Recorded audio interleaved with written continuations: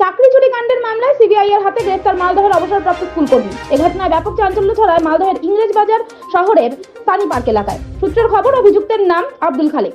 সে milky high স্কুলের clerk পদে কর্মরত ছিলেন। সম্প্রতি কয়েক বছর আগে অবসর নেন। পাশাপাশি মিল্কি এলাকায় বেসরকারি স্কুলেও ইংরেজি মাধ্যমে স্কুলের কর্ণধারও ছিলেন তিনি। চাকরির সুযোগের সুবাদে একসময় তিনি তৃণমূলের সক্রিয় কর্মীও ছিলেন। একাধিক নেতা নেত্রীদের সাথে তার যোগাযোগ ছিল বলে জানা যাচ্ছে। সম্প্রতি সিবিআই চাকরি চুরির কাণ্ডে এজেন্ট হিসেবে গ্রেফতার করেছে আব্দুল খালেককে। সোমবার এলাকায় গেলে দেখা যায় তার বাড়িতে পরিবারের কেউ নেই। কথা বলতে চাইলে কেউ সাড়া দেয়নি। যদিও পাড়া প্রতিবেশীরা গ্রেফতারের খবর জানতে পেরে সকলেই হতবাক। প্রতিবেশীরা জানাচ্ছেন, মানুষ হিসেবে তিনি খুব ভালো ছিলেন। এলাকার সবার সাথে তিনি কথা বলতেন। কয়েক বছর আগে তিনি এখানে বাড়ি করেছেন। তবে চাকরি চুরি কাণ্ডে তার নাম চলে আসায় হতবাক এলাকাবাসী। এমনি যে মিল্কি হাই স্কুলের ক্লার্ক ছিলেন আর অবসরপ্রাপ্ত হয়েছে। উনি এখানে বাড়ি করেছেন 4-5 বছর হলো। তার আগে উনি ওই ফ্ল্যাটে, তপনদার ফ্ল্যাটে ভাড়া থাকতেন।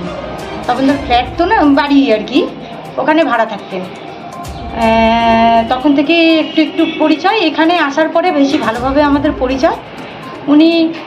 ওনাকে খুব ভালো মানুষভাবেই জানতাম এবং আমাদের সঙ্গে খুব ভালো ব্যবহার উনি করতেন মানে করেন। এবং বাড়ির প্রত্যেকে আমাদের সঙ্গে খুব ভালো ব্যবহার করে। আমাদের পাড়ায় ওনার সম্পর্কে কেউ খারাপ কথা বলতে পারবে না। পাড়ার সঙ্গে ও খুব ভালোভাবেই মিশত।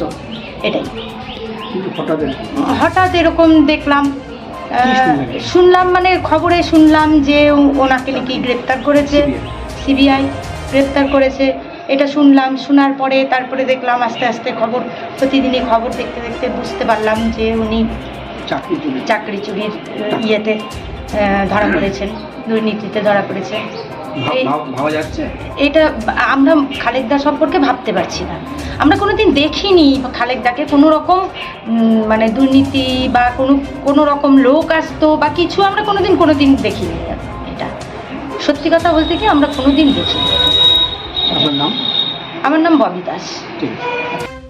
দেখুন, কেউ কর্মী থাকতেই পারে, কিন্তু কেউ যদি তাতে অন্যায় কাজে যুক্ত থাকে তাতে তো তার পানিশমেন্ট কম হবে না। যদি তিনি এইসব ঘটনায় যুক্ত থাকেন, নিশ্চয়ই আইন অনুযায়ী তিনি যা শাস্তি পাওয়ার তার শাস্তি তাকে ভোগ করতে হবে। আর এখন নিজেকে তৃণমূল ঘোষণা করার একটা ফ্যাশন হয়ে গেছে। সুতরাং সেই ফ্যাশনের কোনো গল্প নেই। তৃণমূল এইসব ঘটনাকে কোনোভাবেই প্রশ্রয় দেবে না। আপনাদের দলের কি কর্মী ছিলেন উনি আব্দুল খালেক? এখন তিনি দাবি করছেন, আমরা তো বলছি যে আমরা কোনোদিন তাকে কোনো মিছিল মিটিংয়ে দেখিনি। এখন কেউ যদি কর্মী দাবি করে মিছিল মিটিংয়ে এসে থাকে, তার দায় কি দল নিতে পারে বলুন? না, এরকম ভাবে ওখানে কোনো সক্রিয় নেতৃত্ব বা কর্মী হিসাবে আব্দুল খালেক বলে ওই এলাকায় আমাদের কেউ নেই।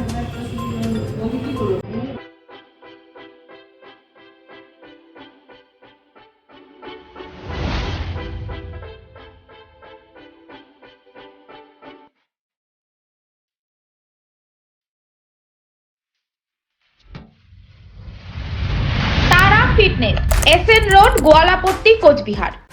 আব্দুল খালেক একটা স্কুলের ক্লার্ক। তাকে তৃণমূলের সরকার আরেকটা স্কুলের প্রেসিডেন্টের দায়িত্ব দিয়েছে। স্বাভাবিকভাবে সে তৃণমূলের সঙ্গে ওতপ্রোতভাবে জড়িত এবং আমরা দেখলাম সে প্রচুর মানুষের টাকা চাকরির নাম করে তুলেছে। কিছু চাকরি হয়েছে, কিছু হয়নি, এবং সেইগুলো দিয়ে সে বিভিন্ন বাড়ি গাড়ি এগুলো করেছে। এগুলো করে তৃণমূল এমন সব লোককে এরা রিক্রুট করেছে যারা আজকে সমস্ত তৃণমূলকে নিয়ে ডুবে গেছে, এবং সামাজিকভাবে এদেরকে মার্জনার কোনো জায়গাই নাই। এদের কঠোর শাস্তি হওয়ার দরকার আছে। প্রশাসন তৃণমূলের সঙ্গে যুক্ত, তৃণমূলের নির্দেশে সে একটা স্কুলের প্রেসিডেন্ট। স্বাভাবিকভাবে প্রশাসন তাকে কিছু বলেনি, জানলো। প্রশাসনের হাত থেকে এভাবে ছাড় পেয়েছে। প্রশাসন সব জেনে চুপ করে আছে।